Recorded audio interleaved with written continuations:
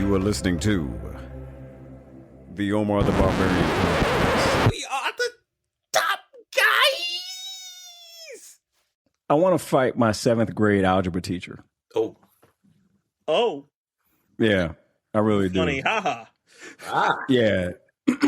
This person scarred me in a way that, so imagine, in elementary school.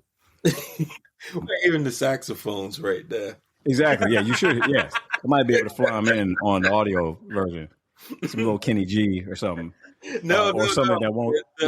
Kenny G? Boys in the Hood saxophone. Yeah. Fair. Well, fair. Zigzag, baby. To zigzag, yeah. Decent math skills in elementary school, and getting ready to go into 7th grade. And my mother says to me, she goes to I had to get permission to go to a deal because I didn't live in, y'all know how it is in DC. Like you had to live in the ward in order to be allowed to go to the school. And we lived in Ward 4 and, Tinleytown in that area was, I don't know what ward it was, but you had to get permission to go there. Yeah. It turned out that one of the people that my mother went to college with was the assistant principal. And so he was like, I got him. Gets me in the deal. And she goes up for the orientation, parent teacher orientation. And she comes home and she says, okay, you're going to have a schedule. The big thing going into 7th grade was you're going to switch classrooms. It was oh man, we're going to switch classes. That was new. Because elementary school, you go to one classroom, you have one teacher every year. And this was, we go here and we do this. And we're going to have this many teachers. And she said, yeah, I signed you up for pre-algebra. And I was terrified because I'd heard of algebra, but I didn't know what it was. And I was like, I don't know. Oh, go ahead, Chris. For those playing the home game, we are referring to Alice Deal Middle School. Yes. Continue, Omar. Yes, thank you. We may want to tell them what wards mean, too, for those that don't know anything about the DMV. You had to be tell me you're from DC without telling me you're from DC. If you don't know, if you tell me you're from DC and you know what a ward is, no. Like a borough. Right, there are 6 quadrants of DC that is separated into basically sections. So nation states. Yeah, nation states. It's like Ward 1, which I live in, is in Northwest. Then there's Ward 2, there's Ward 3, there's Ward 4, 5, and 6. Oh, wait a minute. My bad. There's 8 wards. 8 wards. 8 wards. Yeah. So, there's basically 8 sections of Washington, D.C. So, there we go. All right. So, mother's like, you're going to put you in pre-algebra. And I was like, why? Why do you hate me? And she was like, no, I think you can handle it. So we're going to put you in that. I lasted a semester because the teacher was just, there's mean and there's mean where you're like, okay, that person was mean, but I grew.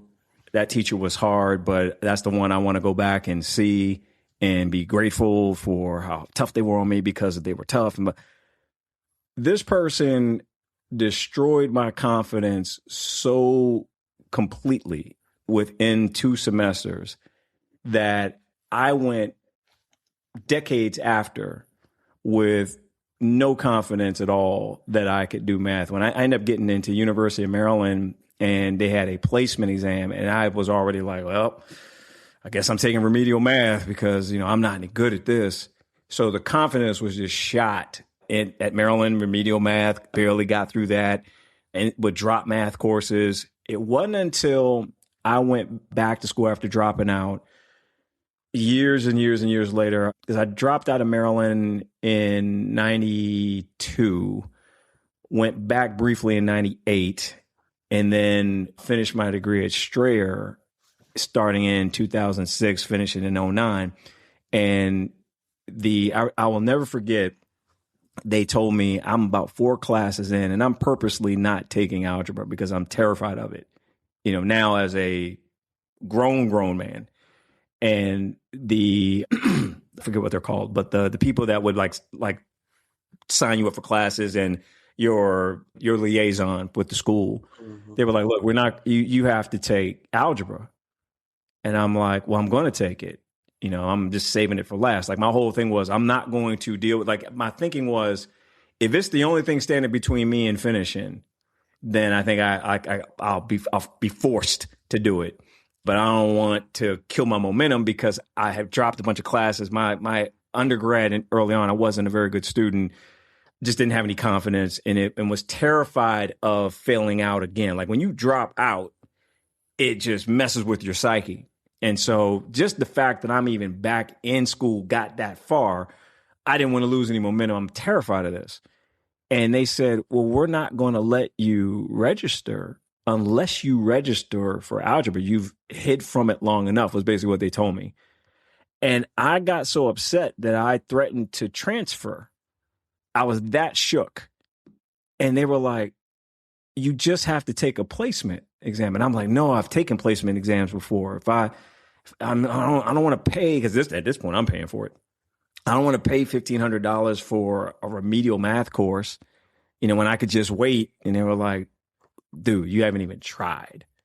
Now, that triggered me from our last conversation from the Jerry Mitchell, dude, you didn't even try to fight. So once that was said to me, it was the kick in the fanny that I needed. Not the fanny. Yes, the fanny. I go up to wherever they had me do this placement exam. Now, what's interesting is during this window of having been dropped out and going back, I had become a musician and I taught myself how to do some basic Python programming and some HTML programming like back in the day, like just through reading the code and just figuring stuff out, messing with it, getting it wrong and so forth. You taught yourself basic?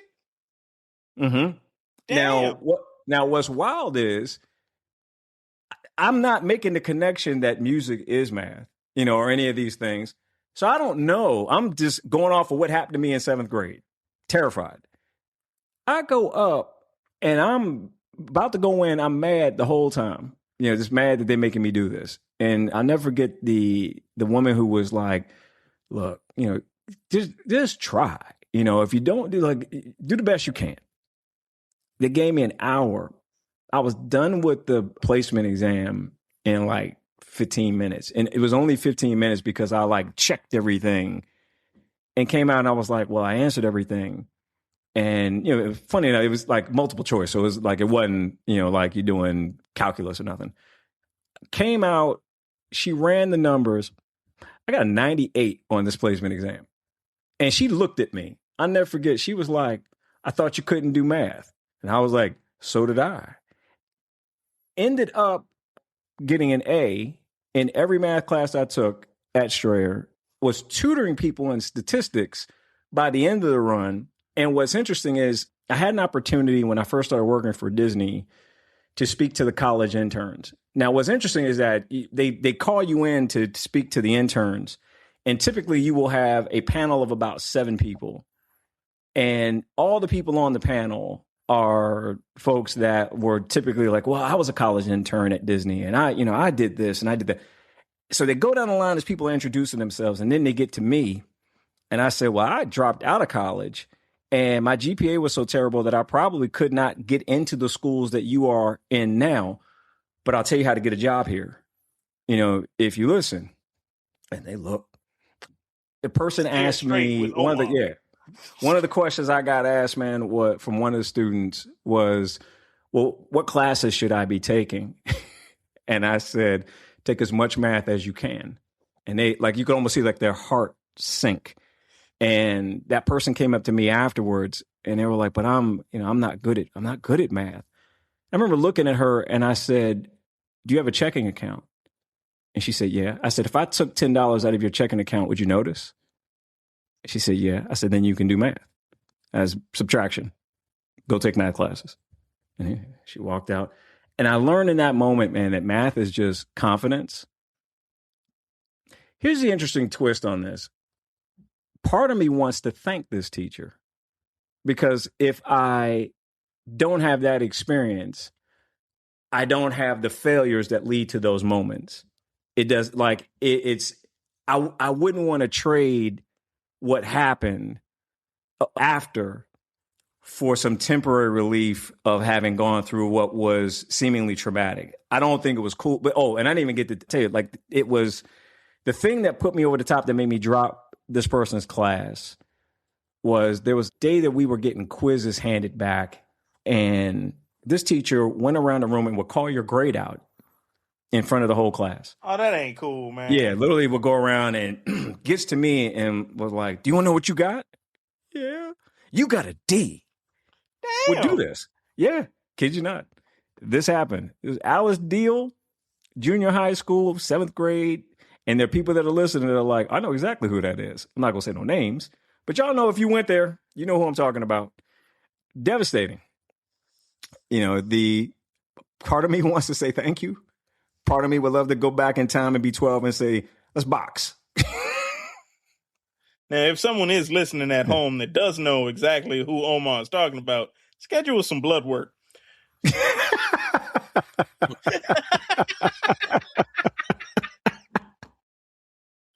Check your levels. Yeah, man. Gym shooter and my 7th grade algebra teacher. Fight. It's a beautiful story, Omar. Yeah. Oh, thank you. Thank you. Hey, Chris. Yes, sir. Want to go somewhere and cry together? Here's the thing. Here's the thing. I legitimately cannot relate to any of that for one reason. If I had even considered dropping out of a thing, Cherie Scott would have killed me. She would have punched me so hard that I disappeared. It would have been 1984 all over again, and we was going to try this. And that's how you help me fight Jim Shooter. That's how you do it. There you go. See, found the hack.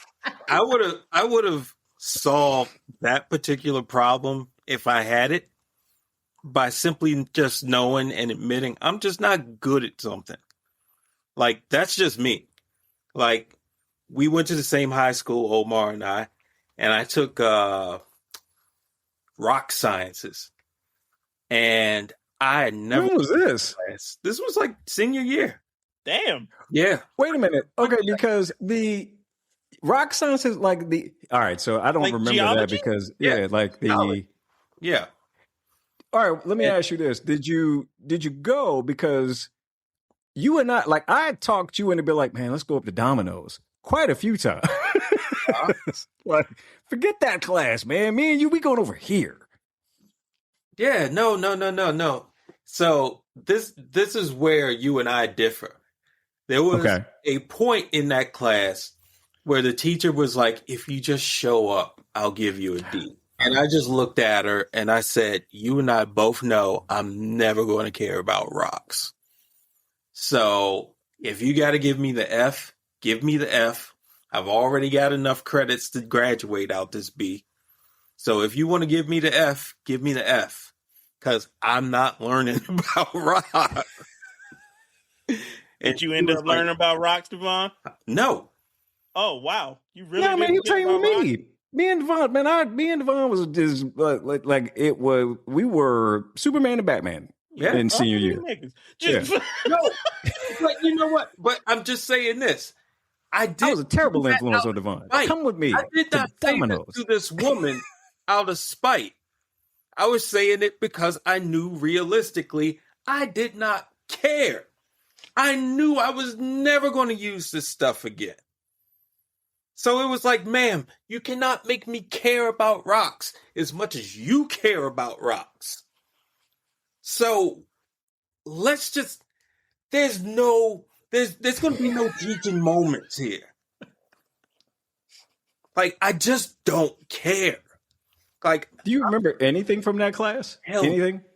I remember igneous and sedentary rocks or something like that. I don't know. See, I'm proving my point. You ain't had time to be reading. I get that. I understand that. No, I read a lot, but the things I don't care about, I really don't care about. That's true. That is true. And I like, bruh, like you ain't gotta tell me. It's a say less, man. Like, one of the things that I admire most about Devon Sanders, ladies and gentlemen, children, damn, whole Christmas, is that he has no problem standing on bit. Like if Devon believes a thing, that's it. Good luck trying to move him off of that. It ain't happening. Nope. And don't care. Don't care what you think. Nope. This is where it is. And I respect that because I will like change my mind, on certain things. Like things that I come in like, no, it's this. And then he'll be like, well, what about this? And I go, you might be right. I will flip like a pancake. But Devon, it's this. And I wish I could be more like that. With Devon, Noah's a complete sentence. I've gotten better. I have gotten better. Oh, I'm not saying that you don't, like, you are, like, immovable. Yeah. What I mean is you stand on business. Like, you have no problem being, having your opinion, being exactly who you are. And it's, like what you see is what you get. It's 100 all the time. There's a deep respect. Yeah, deep respect. All the time. Damn. I've never even seen that show, but I know who you're talking about. I'm no kidding. Yeah, it's impossible not to know who Stink Nina is. Yeah, definitely worth your time. No, you are not that bad, man. No, you are definitely grandpa, but like you're not.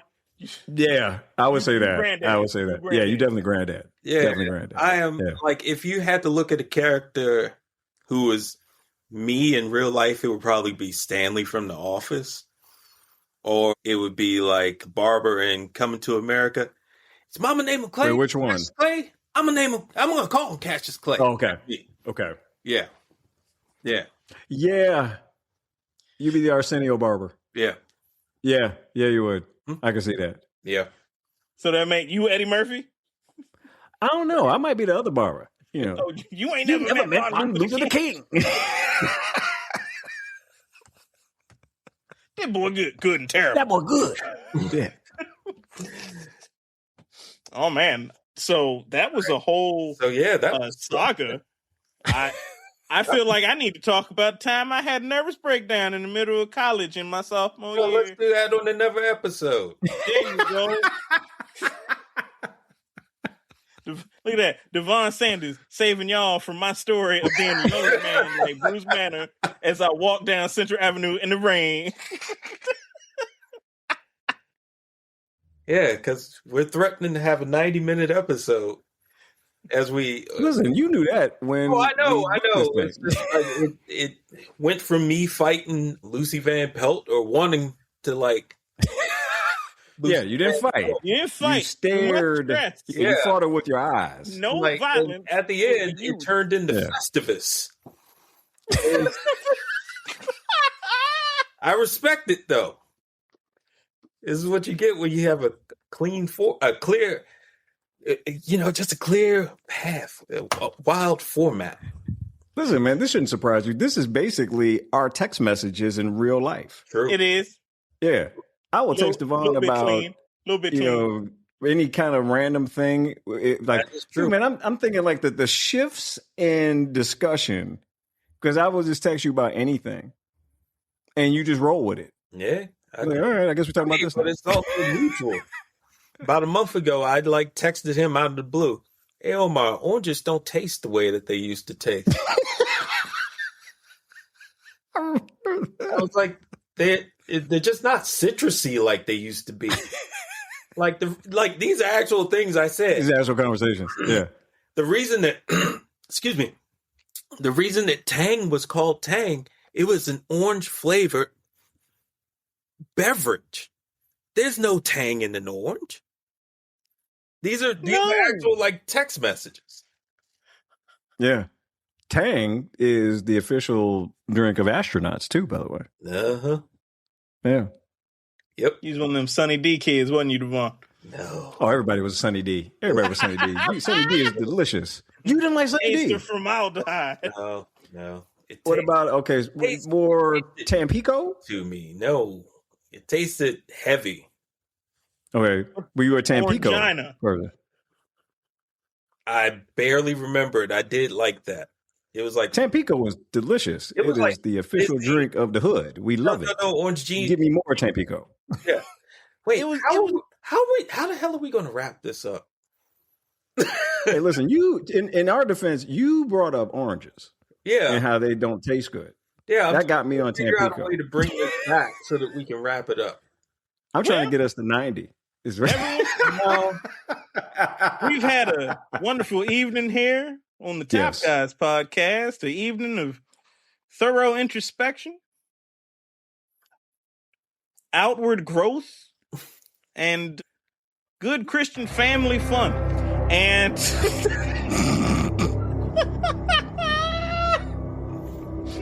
we elbow drop billionaires, and we've come to grips with past traumas. Yes. Yes, we have. To yours, we wish you a happy. Take care. See you next episode, baby. I'm Chris Scott. That's Devon Sanders. That's Omar.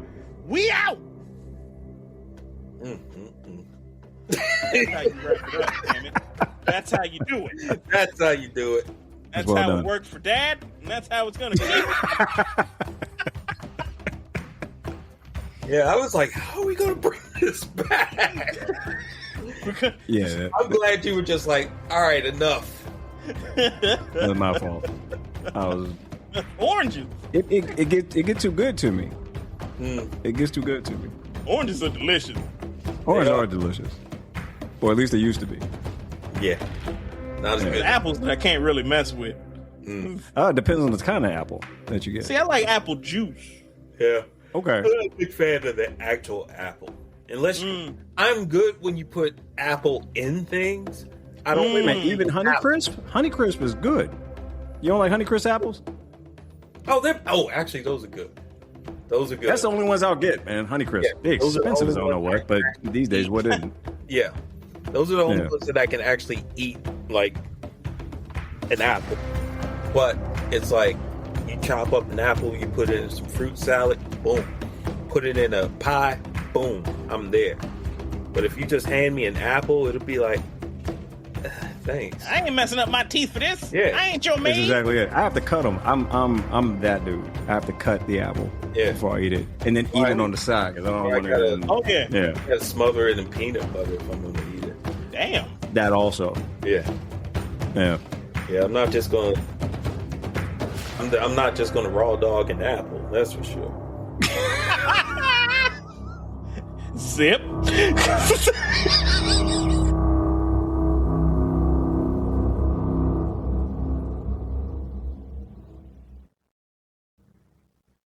What you've just heard has been but a brief sampling of the outstanding awesomeness that is the Top Guys podcast. If you would be so kind, on your way out the door, leave us a like, a thumbs up, a nice comment. Give us a 5-star rating on whatever Yelp service you use to listen to your podcast. And give us a high five. And also, subscribe. What you've just heard has been but a brief sampling of the outstanding awesomeness that is the Top Guys podcast. If you would be so kind, on your way out the door, leave us a like, a thumbs up, a nice comment. Give us a 5-star rating on whatever Yelp service you use to listen to your podcast. And give us a high five. And also, subscribe.